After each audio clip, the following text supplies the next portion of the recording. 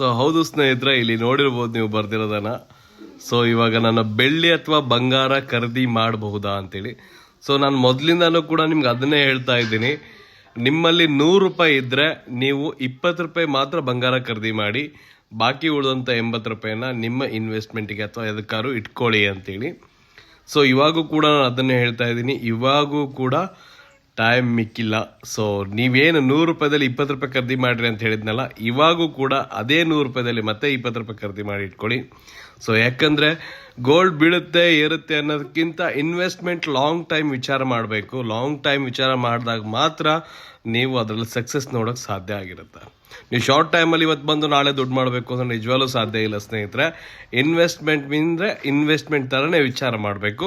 ಅದು ಕೂಡ short time ವಿಚಾರ ಮಾಡಿದರೆ, ನಾನು ಮೊದಲಿಂದನೂ ಹೇಳಿದ್ದೀನಿ, ದಯವಿಟ್ಟು ಯಾರೂ ತಗೋಬೇಡಿ. ಸೊ 10 ವರ್ಷದ ವಿಚಾರ ಮಾಡ್ತಿದ್ದೀರಾ ಅಂದರೆ ಸೊ ಆರಾಮಾಗಿ ತಗೊಳ್ಳಿ. ನಾನು ಇವಾಗೂ ಕೂಡ ಗ್ಯಾರಂಟಿ ಹೇಳ್ತೀನಿ, ಮುಂದೆ ಫ್ಯೂಚರಲ್ಲಿ 100% ರೈಸ್ ಆಗುತ್ತೆ ರೇಟು. ಸೊ ಅದಕ್ಕೆ ಹೇಳ್ತಾರೆ ಸ್ನೇಹಿತರೆ. ಸೊ ಎಲ್ಲರೂ ಕೂಡ ಇವಾಗ ನಾನು ಅಂದ್ಕೊಂಡಿದ್ದೀನಿ, ಎಲ್ಲರೂ ಪ್ಯಾನಿಕ್ ಆಗಿ ಇವಾಗಿನ ಇದಕ್ಕೆ ಅಯ್ಯೋ ಕಡಿಮೆ ಆಗಿಬಿಡುತ್ತೇನೋ ಅಂತ ಇದು ಮಾಡ್ತಾರೆ. ಸೊ ಸ್ನೇಹಿತರೆ, ಕಡಿಮೆ ಆಗುತ್ತೋ ಜಾಸ್ತಿ ಆಗುತ್ತೋ ವಿಚಾರ ಮಾಡಬೇಡಿ. ಇನ್ವೆಸ್ಟ್ಮೆಂಟ್ ಮಾಡಬೇಕು ಅಂತಿದ್ದಾಗ ಬರೀ ಇನ್ವೆಸ್ಟ್ಮೆಂಟ್ ಮಾಡೋದ್ರ ಬಗ್ಗೆ ಮಾತ್ರ ವಿಚಾರ ಮಾಡಿ. ಸೊ 100 ರೂಪಾಯಿದಲ್ಲಿ 20 ರೂಪಾಯಿನಾದರೂ ನೀವು ಇನ್ವೆಸ್ಟ್ಮೆಂಟ್ ಮಾಡ್ತಾ ಹೋಗಿ. ಮುಂದೆ ಒಂದು ದಿನ ಅದೇ ದುಡ್ಡು ದೊಡ್ಡದಾಗಿ ಬೆಳೆಯುತ್ತೆ. ಸೊ ಇದು ನಾನು ಹೇಳ್ತಕ್ಕಂಥದ್ದು ಬಹಳ ಜನಕ್ಕೆ ಇಷ್ಟ ಆಗಬಹುದು ಅಥವಾ ಇಷ್ಟ ಆಗದೇ ಇರಬಹುದು. ಸೊ ನಾನು ಹೇಳ್ತಕ್ಕಂಥದ್ದನ್ನು ನನ್ನ ಪರ್ಸ್ನಲ್ ನಾನು ಏನು ಮಾಡ್ತಿದ್ದೀನಿ ಅದನ್ನು ನಾನು ನಿಮ್ಗೆ ಹೇಳ್ತಾ ಇದ್ದೀನಿ ಸ್ನೇಹಿತರೆ. ಸೊ ನಿಮ್ಗೆ ಇಷ್ಟ ಇದ್ದರೆ ಇನ್ವೆಸ್ಟ್ಮೆಂಟ್ ಮಾಡಿ, ಇಲ್ಲದೆ ಹೋದರೆ ಬೇರೆ ನಿಮ್ಮವರು ಯಾರಾಗಾದ್ರೂ ಇದ್ದರೆ ಅವ್ರು ಕೇಳಿಬಿಟ್ಟು ಇನ್ವೆಸ್ಟ್ಮೆಂಟ್ ಮಾಡೋದು ತುಂಬ ಒಳ್ಳೆಯದು. ಸೊ ನನ್ನ ವೈಯಕ್ತಿಕ ಅಭಿಪ್ರಾಯವನ್ನು ನಾನು ನಿಮ್ಗೆ ತಿಳಿಸ್ತಾ ಇದ್ದೀನಿ.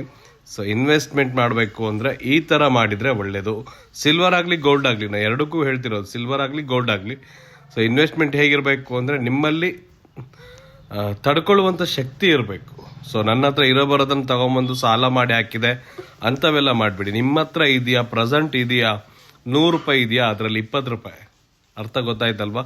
100 ರೂಪಾಯಿ ಅಂದರೆ 10,000 ರೂಪಾಯಿ ಇದೆ ಅಂತ ಅಂದ್ಕೊಳ್ಳಿ, 2,000 ರೂಪಾಯಿ. 1 ಲಕ್ಷ ರೂಪಾಯಿ ಇದೆ ಅಂತ ಅಂದ್ಕೊಳ್ಳಿ, 20,000 ರೂಪಾಯಿ. 10 ಲಕ್ಷ ಇದೆ ಅಂದ್ಕೊಳ್ಳಿ, 2 ಲಕ್ಷ ರೂಪಾಯಿ.